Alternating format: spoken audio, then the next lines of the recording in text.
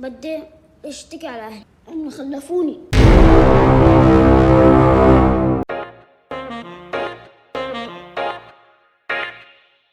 Yuk konco, ayo podo turu-turu, rebahan-rebahin lurusin boyokmu, sayangi awakmu, ojo kerja melulu. Tontonono channel Pak RW sing paling yahut, siji tok sak donya, ra ono liyane, channel paling the best jarene konco-koncoku. Iso gawe guyu, ngrungokke critaku, movie film terbaru atau sing terdahulu.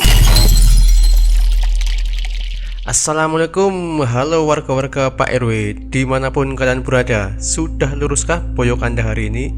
Atau sudah kerokan?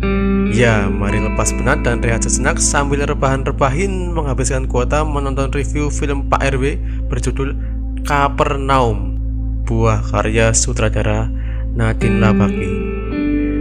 Tak perlu lama-lama, di awal film, scene akan mengarah kepada seorang anak berusia 12 tahun bernama Shane yang sedang berada di ruang sidang. Yang entah kenapa, ia mengungkapkan kekecewaannya kepada kedua orang tuanya, yaitu Bu Schwad, ya pokoknya itulah, dan Bapak Selim, dan menuntut mereka berdua karena telah melahirkannya. Singkat cerita disingkat.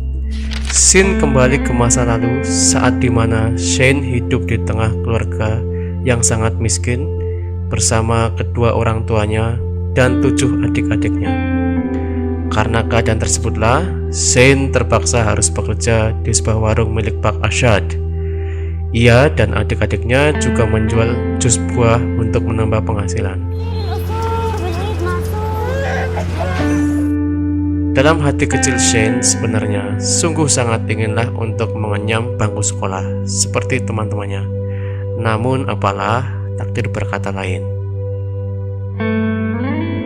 Sementara kedua orang tuanya berusaha mencari penghasilan dengan menjual tramadol dengan cara menyuruh Shane membelinya di apotek. Yang di sini Pak RW pun tak tahu gimana caranya. Pokoknya dijual melalui baju yang direndam menggunakan campuran air dan tumpukan tramadol tersebut dan menyelundupkannya kepada saudaranya yang ada di penjara.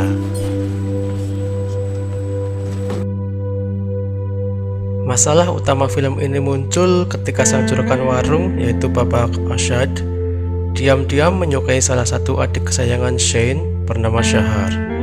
Namun, Shane sudah tahu betul bahwa Ashad bukanlah laki-laki yang baik buat adiknya. Apalagi adiknya masih sangat dini untuk tahu apa itu cinta itu apa. Shane yang sangat menyayangi adiknya pun sangat khawatir akan nasib Shahar selanjutnya.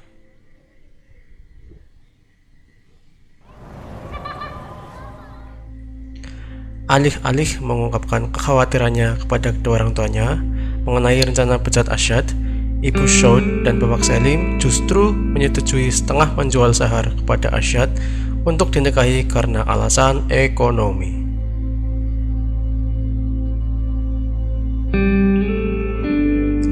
Kecewa terhadap keputusan kedua orang tuanya, Shane kemudian berniat mengajak Shahar minggat dari rumah.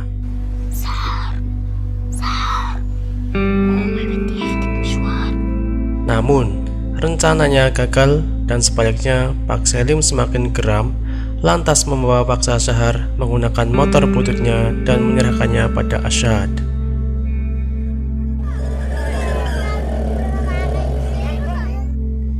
Shane yang sudah sangat kecewa dan campur aduk rasanya, lantas melanjutkan rencana minggatnya, yang di sini Pak RW pun bingung ya, kenapa Shane justru minggat, tak tentu arah dan tak tahu jalan pulang, ketimbang berusaha mencari Shahar ke warungnya Pak Ashad. Dan penyisiran Pak RW pun terjawab. Jebulnya, Shane berencana ke rumah neneknya. Namun, saat di tengah perjalanan, rencana Shane mendadak sirna ketika bertemu seorang kakek menggunakan kostum Spider-Man yang katanya bernama Pak Cavortman. Shane penisirin dengan apa yang dikerjakan Pak Spider-Man tersebut.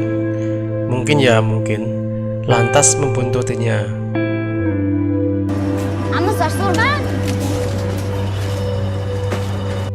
Alhasil, Shane kehilangan jejak si kakek. Shane yang kini benar-benar sudah tak tahu arah, mencoba peruntungan dengan mencari-cari pekerjaan di lokasi tersebut. Namun, tidak ada yang mau membantunya. Sampai pada akhirnya, Shane menemukan secerca harapan dengan bertemu seorang imigran bernama Tikes yang bernama asli Rahil. Dan singkat cerita, Tikes merupakan seorang imigran gelap bersama seorang anak lelakinya bernama Jonas yang memalsukan identitasnya agar dapat bekerja dan tidak ditangkap Pemda setempat. Tikes yang berhati mulia pun lantas membawa Shane yang saat itu terlihat kumuh dekil penuh kadas kurap ke rumahnya untuk singgah. Shane pun akhirnya bercerita kondisi keluarga dan kesedihannya mengenai adiknya, Shahar.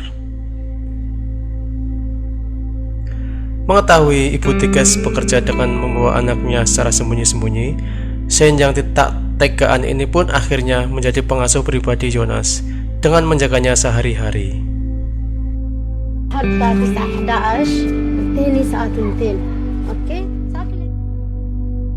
Sepertinya Bu Tikes sendiri memiliki masalah dan semakin rumit ketika ia butuh sejumlah dana untuk dapat kembali memalsukan identitasnya untuk dibayarkan kepada lelaki bernama Aspro. Aspro sendirilah yang memberikan nama Tikes sebelumnya. Namun, kali ini sepertinya Pak Aspro sedang butuh uang lebih sehingga ia meminta Bu Tikes membayarnya sebanyak $1.500 dengan tenggat waktu yang cukup singkat, yaitu 7 hari, apabila ia ingin mendapatkan kartu identitas palsu kembali. Alih-alih memberikan solusi, Pak Aspro justru menawarkan untuk menyerahkan anaknya, Jonas, kepadanya sebagai pembayaran. Bu Tikes yang kesal pun akhirnya meninggalkan Aspro dengan penuh kebingungan. Tercekik keadaan ekonomi dan tuntutan untuk segera mendapat kartu identitas, Bu Tikes pun mencari-cari tempat kerja lain yang dapat menerima pekerja ilegal. Namun, sudah dapat kunjungan, mereka semua menolaknya. Sampai-sampai Bu Tikes harus memotong rambut indahnya untuk mendapat sedikit duit.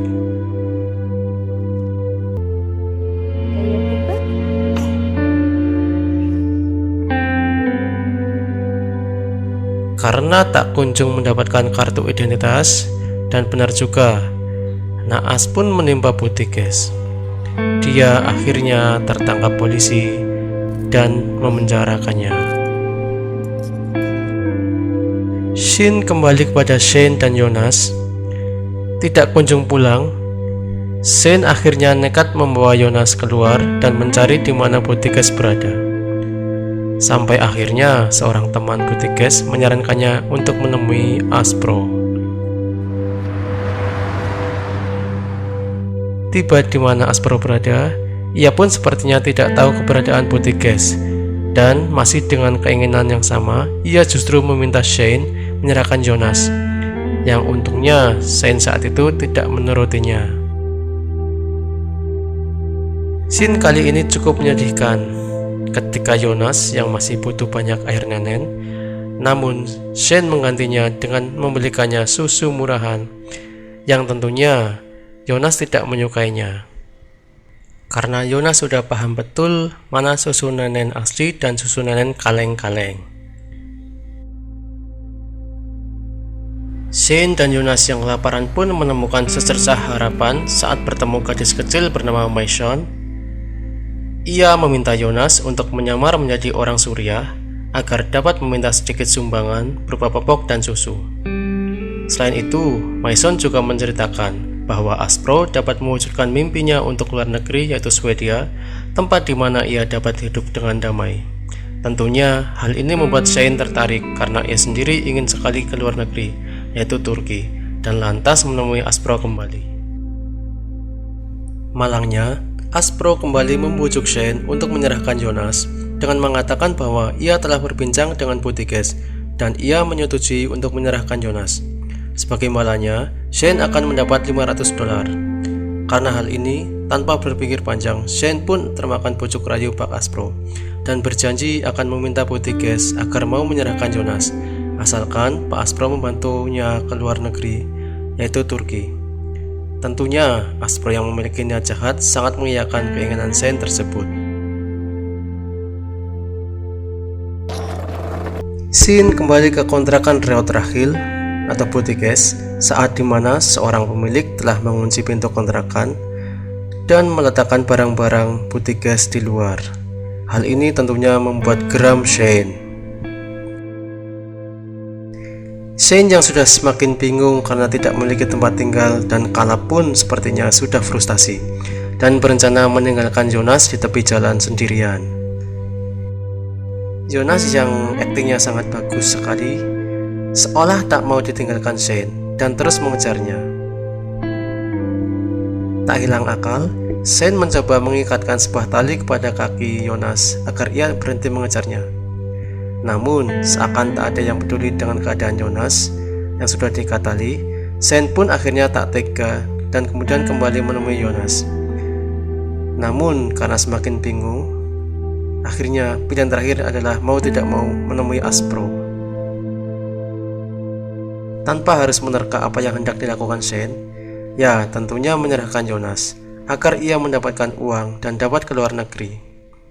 Di sini, Shane masih mempercayai bahwa nantinya Jonas akan dirawat oleh keluarga baik-baik, tanpa berpikir bahwa bisa saja Jonas bernasib kurang beruntung dan Rahil atau Butikes tentunya tidak mau menyerahkan Jonas seperti ucapan Aspro. Karena Aspro meminta beberapa dokumen agar Shane dapat pergi ke luar negeri, Shin kemudian beralih ke rumah Shane saat ia mencoba mencari-cari dokumen miliknya. Mengetahui kepulangan Shane hanya ingin mengambil dokumen, Bushot dan Pak Selim yang saat itu sedang tertidur menjadi geram. Bukannya dokumen yang Shane dapatkan, Pak Selim justru memberikan beberapa surat seperti surat pengusiran dan surat riwayat jantung dari rumah sakit, lantas mengusirnya. Shane yang penasaran dengan surat dari rumah sakit tersebut akhirnya mengetahui bahwa adiknya Shahar telah meninggal karena mengalami sesak saat hamil. Shane yang kalap kemudian mengambil sebuah pisau, lantas berlari pergi berniat menusuk Ashad yang sudah dipastikan Asadlah awal mula kemalangan yang menimpa adiknya Shahar. Aksi kejar-kejaran antara Bushot, Pak Selim dan Shane pun tak terhindarkan. Naasnya, Shane berhasil menusuk Ashad dan hal ini kemudian membuat Shane mendekam di penjara yang tanpa disadari ternyata bagaikan di film-film sinetron, Bu Rahil atau Butikes telah berada di penjara tersebut. Beberapa waktu mendekam di penjara, akhirnya Bu Rahil mengetahui bahwa Shane berada di penjara yang sama dan karenanya ia sangat mengkhawatirkan di mana keberadaan Jonas. Dengan berharap bantuan dari sipir penjara, akhirnya Shane memberitahukan ciri-ciri dari Aspro yang membawa Jonas. Alhasil, Aspro berhasil ditangkap dan Jonas pun ditemukan.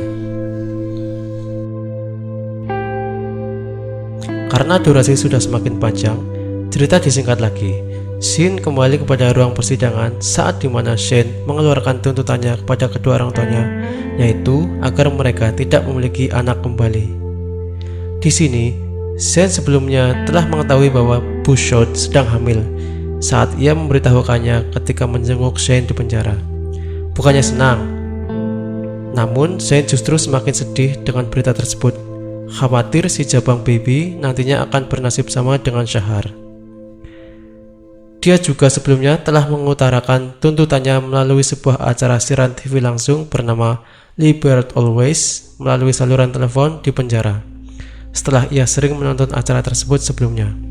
Alhasil, berita ini pun tersebar. Semua kerisauan Shane telah berhasil ia utarakan kepada media. Bagaimana kecewanya ia kepada kedua orang tuanya yang tidak berhasil membesarkannya dengan baik. Atas keberanian Shane tersebutlah, ia akhirnya mendapat bantuan seorang pengacara bernama Nadine untuk menemaninya di persidangan. Dan cerita berakhir dengan tuntutan Shane kepada kedua orang tuanya, yaitu agar mereka tidak punya anak lagi, dan sepertinya ya Shane bebas dan jadi berlibur ke luar negeri. Karena di akhir film terlihat Shane yang sedang membuat foto untuk paspor.